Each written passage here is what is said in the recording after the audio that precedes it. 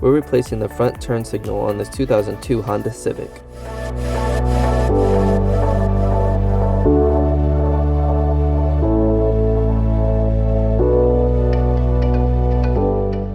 Locate the front turn signal socket and then remove it by twisting counterclockwise. This is a 7440 bulb. We're replacing that with our ALA lighting cambers. They are 7440 size.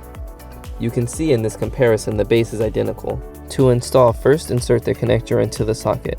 This piece here is the driver. It is not a resistor and it doesn't use power like resistors do.